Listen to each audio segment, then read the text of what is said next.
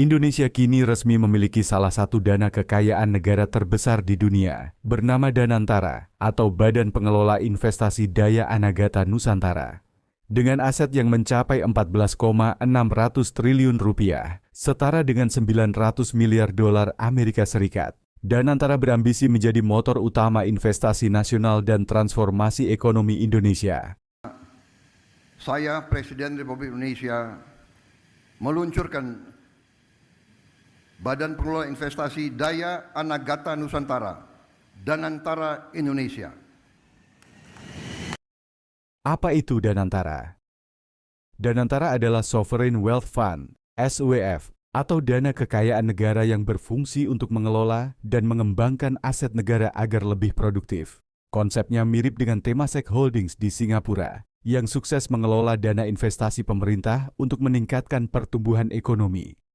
Pembentukan Danantara diumumkan secara resmi oleh Presiden Prabowo Subianto pada 24 Februari 2025.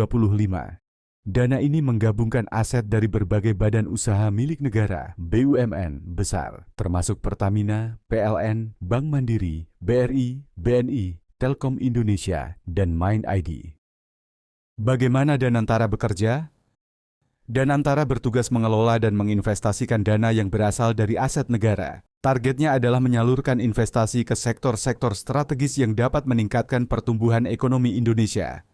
Pada tahap awal, Danantara akan mengalokasikan 20 miliar dolar Amerika Serikat untuk lebih dari 20 proyek besar, di antaranya pengolahan logam dan industri hilirisasi, pengembangan kecerdasan buatan, AI, proyek kilang minyak dan energi terbarukan, produksi pangan skala besar. Kami berhasil mengamankan lebih dari 300 triliun rupiah, hampir 20 miliar dolar.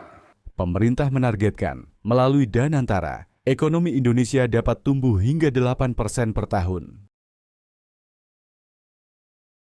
Sebagai dana investasi raksasa, Danantara membawa harapan besar bagi Indonesia. Jika dikelola dengan baik, dana ini bisa menjadi kunci percepatan pembangunan nasional dan meningkatkan daya saing Indonesia di kancah global. Namun, ada beberapa tantangan yang harus dihadapi. Sejumlah pihak khawatir bahwa Danantara bisa menjadi alat kepentingan politik jika tidak diawasi dengan ketat.